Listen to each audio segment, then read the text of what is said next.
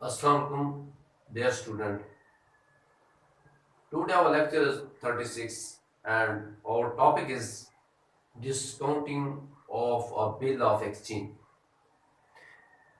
आज हम ये देखेंगे कि एक बिल ऑफ एक्सचेंज उसके अंदर हम डिस्काउंट जो लेते हैं उसका क्या प्रोसीजर है और उसकी बुक के अंदर कैसे एंट्री की जाती है और उसे कैसे एडजस्ट किया जाता है। अब हम देखते हैं कि डिस्काउंटिंग बिल ऑफ एक्सचेंज क्या है, वो किस तरीके से हम करते हैं। डिस्काउंटिंग बिल ऑफ एक्सचेंज जो है वो आफ्टर रिसीविंग द एक्सेप्टेंस, जब एक ड्राई से एक्सेप्टेंस लेता है तो उसके बाद after receiving the acceptance of bill the dryer may discount the bill from the bank। Dryer जो होता है वो ड्यू डेट से पहले उसे कैश की जरूरत होती है, वो बैंक के पास चला जाता है, वहां जाकर उस बिल को बैंक से डिस्काउंट करवाता है। जब बिल से डिस्काउंट करवाता है तो उस पर बैंक सम चार्जेस वसूल करता है, कुछ न कुछ चार्जेस ले लेता है और ड्रायर को उसकी पेमेंट कर देता है। वो चार्जेस 5% हो सकते हैं, 10% भी हो सकते हैं, तो वो उस पर अपना चार्जेस वसूल करता है।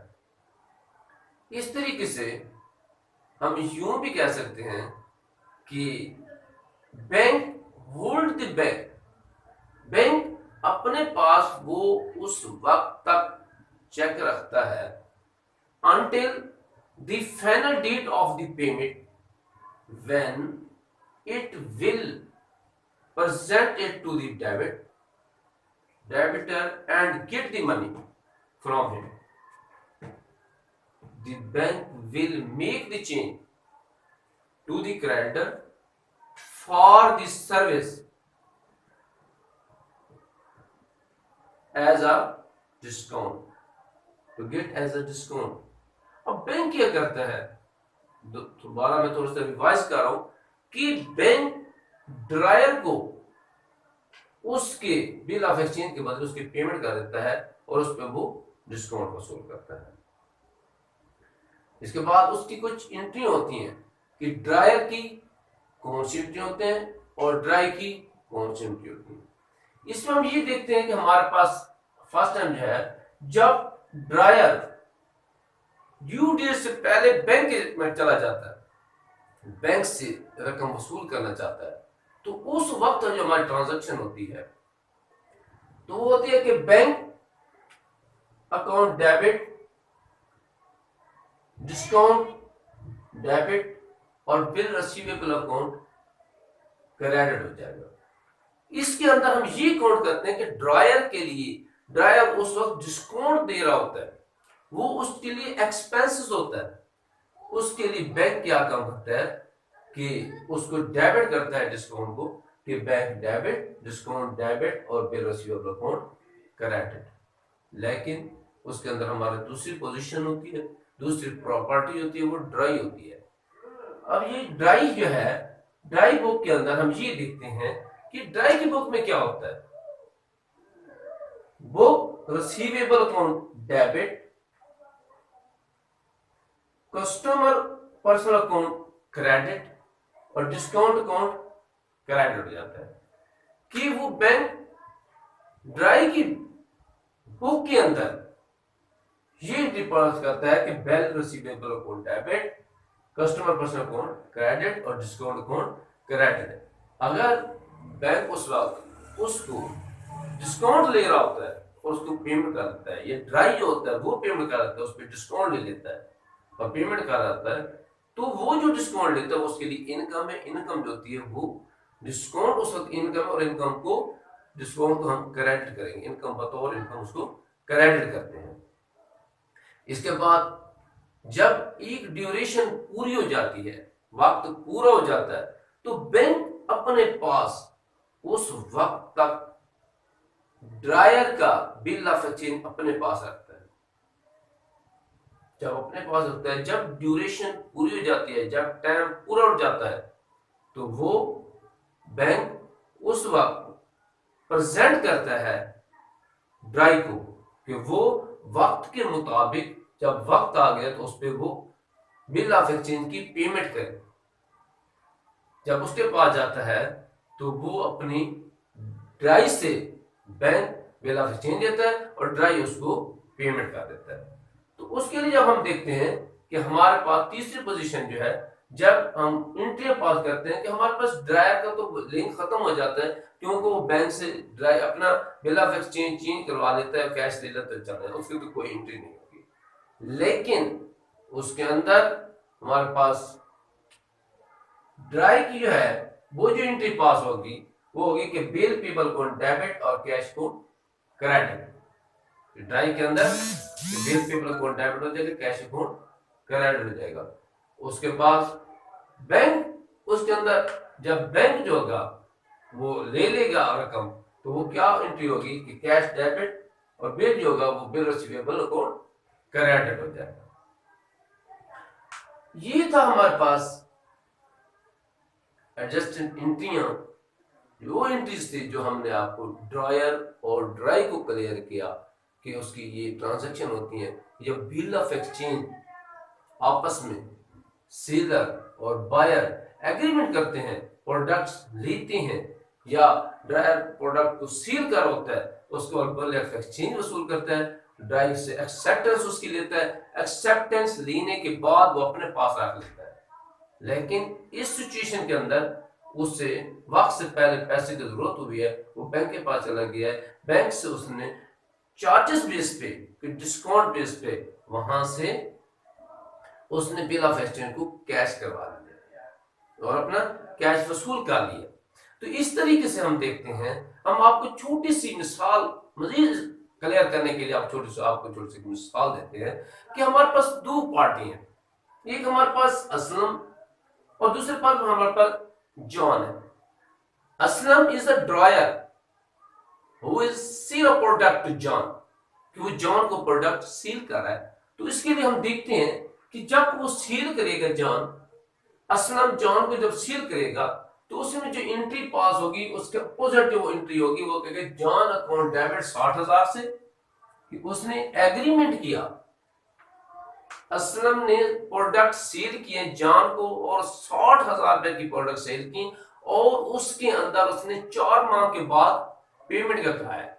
लेकिन इस ट्रांजैक्शन के अंदर उसने जब सील की है, असलम ने जॉन को सेल किया है, तो जो जनरल एंट्री पास होगी John account debit sale account credit 60,000 से एंट्री पास हो जाएगी। Goods sale on credit, Aslam ने जॉन को जो प्रोडक्ट सेल किए वो क्रेडिट बेस पे किए। उसके बाद हम देखते हैं कि हमारे पास जब असलम जॉन के पास जाता है, वो रिटर्न बिल ऑफ एक्सचेंज को वहां से अप्रूवल लेता है, उसको एक्सेप्ट करवाता है। जैसे जॉन उस बिल ऑफ एक्सचेंज को एक्सेप्ट करता है तो उसमें जो जनरल एंट्री पास होती है कि बिल रिसीवेबल अकाउंट डेबिट और जॉन अकाउंट क्रेडिट हो जाएगा। उसके बाद जब असलम को पैसे की जरूरत पड़ी है, अब अभी तो वक्त रहता है, 4 माह रहते हैं, तो वो बैंक के पास चला गया, बैंक से जाके बिल ऑफ चेंज जो है उसने उसको सबमिट करवाया बैंक को, तो बैंक ने उसकी जरूरत के मुताबिक उसको कैश करके दे दिया। लेकिन उसके अंदर उसने 10% डिस्काउंट वसूल किया। अब इसके अंदर असलम ने 10% डिस्काउंट पे बिल ऑफ एक्सचेंज को डिस्काउंट करवाया है। उसके लिए हम देखते हैं कि 58,000 हमारे पास बैंक डेबिट होगा और 2,000 से डिस्काउंट डेबिट होगा और 60,000 से बिल रिसीवेबल क्रेडिट हो जाएगा। इसमें असलम जो 2,000 रुपए बैंक को डिस्काउंट पे वो बिल ऑफ एक्सचेंज को वहां से कैश करवा लेगा। उसके बाद हमारे पास एंट्री आती है कि जॉन जनरल, जॉन जो माल परचेज कर रहा होता है उसके अंदर जो एंट्री होगी वो ये होगी हमारे पास यकम को ये होगी कि हमारे पास परचेजेस डेबिट और असलम अकाउंट क्रेडिट, क्योंकि जॉन के बिल्कुल अगेंस्ट हम जो ट्रांजेक्शन के वो लिखते हैं उस अकाउंट के अंदर, तो असलम परचेज डेबिट और असलम अकाउंट क्रेडिट हो जाएगा। उसके बाद हमारे पास जब उसकी एक्सेप्टेंस हो जाती है, जब अप्रूवल हो जाती है कि असलम ने जॉन के पास गया, उसने बिल ऑफ एक्सचेंज दिया और उसको उसने एक्सेप्ट किया, उसमें जो जर्नल एंट्री पास होगी, असलम अकाउंट 60,000 से डेबिट और बिल पेबल अकाउंट क्रेडिट हो जाएगा। और इसके बाद हमारे पास 4 मंथ उसका टाइम है, अप्रैल, जनवरी, फरवरी, मार्च, अप्रैल। 4 अप्रैल को उन्होंने पेमेंट करनी थी, जॉन ने बिल ऑफ एक्सचेंज की पेमेंट करनी थी, और वो 4 जनवरी को उसने 4 जनवरी को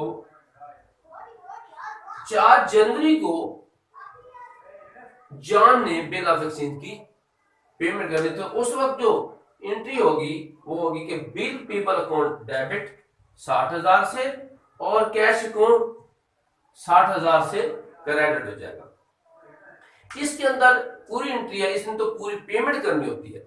इसकी जो एंट्री होगी असलम अकाउंट बिल पेबल 60,000 पूरी हो, क्योंकि असलम ने जैसे ही मैच्योर हो जाएगा उसके bill of exchange, after maturity उसने मुकम्मल 60,000 की पेमेंट करनी है। तो उसके बाद हमारे पास जब वो कैश की पेमेंट करेगा तो बिल पेबल अकाउंट 60,000 से डेबिट और कैश अकाउंट 60,000 से क्रेडिट हो जाएगा। ये था हमारा bill of exchange, bill of exchange और वो discounting of a bill of exchange कि बिल ऑफ एक्सचेंज था, उसके अंदर डिस्काउंटिंग का जो प्रोसीजर था उसको हमने क्लियर किया कि डिस्काउंट किस तरीके से होती है कि हमारा ड्रायर जो होता है वो वक्त से पहले अपना बिल ऑफ एक्सचेंज को कैश करवाना चाहता है, तो वो क्या काम करता है कि ड्राई से जो एक्सेप्टेंस दी होती है वो बैंक में चला जाता है, उसको कुछ 10-15% की बेस पे वो उसको वहां से कैश करवाते हैं। और बैंक जब उसकी मैच्योरिटी डेट 4 महीने के बाद, जब जैसे हम 4 अप्रैल कह रहे थे 2020 में, तो उसके बाद बैंक ड्राई के पास जाएगा और वहां से उसको बिल ऑफ एक्सचेंज का जो होगा वो जो उसने ड्रायर से वसूल किया हुआ था वो ड्राई को देगा और वो उसको उसकी पेमेंट कर देगा, और ड्राई 60,000 पूरी करेगा। तो उसके हिसाब से 10% जो 2,000 बनता है वो उसने डिस्काउंट बैंक को पे किया है ड्रायर ने, और अपना बिल ऑफ एक्सचेंज वो कैश करवाया। तो ये हमारा टॉपिक था discounting of bill of exchange. मुझे उम्मीद है आपको समझ आ गया होगा। लेकिन इसके बावजूद अगर किसी को कोई पॉइंट आपको समझ नहीं आता, कोई मसला है, हम बार बार आपसे ये रिक्वेस्ट करें, हमें कमेंट्स किया करें, हम इंशाल्लाह आपको उसको सेटिस्फाई करेंगे, पॉइंट को क्लियर करेंगे। इस वक्त मैं आपसे इजाजत चाहता हूँ। अल्लाह।